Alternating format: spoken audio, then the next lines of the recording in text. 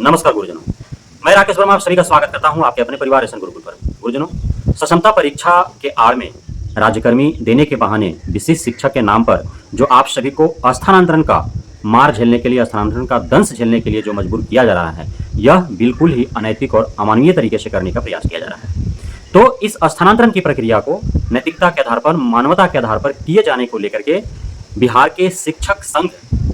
संगठन के नेता अर्थात कहें तो बिहार के शिक्षकों के नेता आनंद पुष्कर ने शिक्षा मंत्री को पत्र लिख करके और स्थानांतरण की प्रक्रिया का आधार नैतिकता और मानवता बनाने का पेशकश किया है कि शिक्षा मंत्री इस पर संज्ञान ले और शिक्षा विभाग के द्वारा नियोजित शिक्षक शिक्षिकाओं को जो क्षमता परीक्षा लिए जाने के बाद विशिष्ट शिक्षक के रूप में पदस्थापित करने से पहले जो उनका नए विद्यालय का अलॉटमेंट करे, नए जिले का अलॉटमेंट करे, तो उसका आधार सिर्फ मेरिट ही न होकर के मानवता और नैतिकता भी एक आधार रखा जाए। और जो उन्होंने बुनियादी जो आधार पेश की है शिक्षा मंत्री के समक्ष, यह काफी हद तक विचारणीय है, जिस पर विचार किए जाने की आवश्यकता है। क्योंकि नियोजित शिक्षक शिक्षिकाएं जो क्षमता परीक्षा उत्तीर्ण किए हैं या फिर जो क्षमता परीक्षा दे करके उत्तीर्ण कर राज्यकर्मी का दर्जा प्राप्त करने वाले हैं, तो उसमें से अधिकांश नियोजित शिक्षक शिक्षिकाएं हैं जिनका उम्र 40 साल, 45 साल, 50 साल, 55 साल, 58 साल, 59 साल ऐसे हो चुका है। बहुत कम ही है जो 30 साल से कम वाले हैं, 30-35 के रेंज वाले हैं। तो अधिकांशता जो है वो 40 से ऊपर वाले हैं।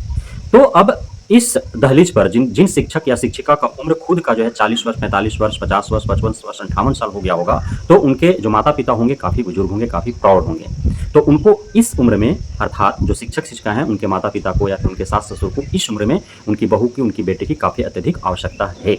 और यह स्थानांतरण के आड़ में जो एक सास ससुर से बहू को छीन लेना, जो एक माता पिता से बेटे को छीन लेना जो है, वह मानवीय रूप से कहीं भी जो है उचित नहीं है, नैतिकता के आधार पर सही नहीं है। साथ ही अब बहुत ऐसे शिक्षक शिक्षिकाएं हैं जिसमें जो है शिक्षक शिक्षिका जो है वो पति पत्नी है। अब शिक्षक का स्थानांतरण कहीं और, अर्थात उनका पोस्टिंग कहीं और हो गया, और शिक्षिका का पोस्टिंग अर्थात उनकी पत्नी की पोस्टिंग कहीं और हो गई। अब वो जीवन कैसे जिएंगे? दोनों को अलग अलग रह करके जीना पड़ेगा। अब उनके जो बच्चे हैं, हो सकता है उनके छोटे बच्चे हों, छोटे बच्चों को उस उम्र में उनके माता पिता की अत्यधिक आवश्यकता होती है। अब माँ कहीं और पोस्टेड है, पिता कहीं और पोस्टेड है, तो बच्चा कहाँ रहेगा, किसके साथ रहेगा, उसका लालन पालन भरण पोषण कैसे होगा? तो यह भी एक समस्या है। बहुत ऐसे शिक्षिका हैं जिनके पति जो है कहीं और जॉब में हैं, हो सकता है कहीं पुलिस प्रशासन में हो, कहीं फौज में भर्ती हो गए हों, अन्य कहीं जॉब में हैं। अब उनको जो शिक्षिका हैं, यदि उनका पोस्टिंग कहीं अन्यत्र जगहों पर कर दिया जाता है, तो अब उन्हें अकेले वहाँ जो है जीवन निर्वहन करना पड़ेगा, अर्थात उनके सास ससुर के माता पिता से दूर रह करके करना पड़ेगा। तो उनके साथ कोई भी अप्रिय घटना घटने की जो है उम्मीदें काफ़ी अत्यधिक है। तो इस प्रकार से कई ऐसे आधार हैं दिव्यांग साथी को लेकर के, चूंकि जो दिव्यांग है, दिव्यांग कई प्रकार के हो सकते हैं, मुख बधिर हो सकते हैं, फिजिकली जो है हाथ से पैर से वो दिव्यांग हो सकते हैं, मुख से दिव्यांग हो सकते हैं, आंख से हो सकते हैं, कान से हो सकते हैं, मानसिक रूप से हो सकते हैं। तो वो जब दिव्यांग है कोई, अब दिव्यांग को जो है आप यत्र तत्र कहीं भी जो है पोस्टिंग कर दे रहे हैं बिना उसका फीडबैक लिए हुए कि आखिर दिव्यांग किस हद तक है और किस प्रकार का दिव्यांग है। हो सकता है ऐसा कि उस दिव्यांग को जो खाने बनाने का कार्य है, अन्य जो कार्य हैं, उसका जो व्यक्तिगत कार्य है, उसमें उसके घर वाले मदद करते हैं और आप उसका पोस्टिंग कहीं और कर दे रहे हैं, तो अब उसके घर वाले भी उसके साथ उठ करके जाएंगे तभी तो उसका जीवन निर्वाह हो पाएगा। या फिर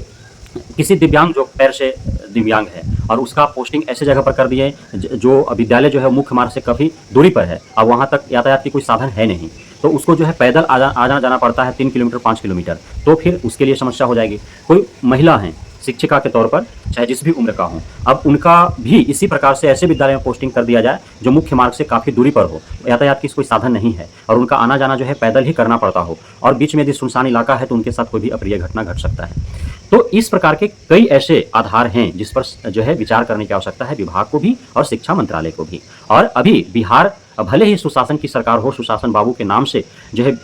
जगत प्रिय हो हमारे माननीय आदरणीय मुख्यमंत्री नीतीश कुमार जी, लेकिन अभी भी बिहार के हालात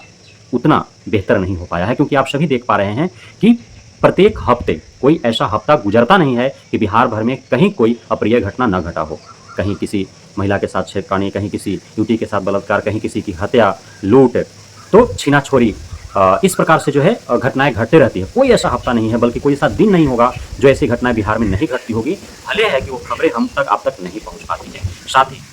अभी आप देख पा रहे हैं कि किस प्रकार से शिक्षा विभाग से जुड़े हुए, चाहे उनका सहयोगी शिक्षक हो या फिर विद्यालय के प्रधानाध्यापक हो या फिर निरीक्षक कर्मी हो या फिर जो अधिकारी पदाधिकारी हैं, वो शोषण करने को उतारू हैं। जो महिला हमारी माताएं बहन जो शिक्षिकाएं हैं उनको किसी प्रकार से शोषित प्रताड़ित कर उनको झांसे में लेकर के और उन पे दबाव बना करके और उनके साथ जो है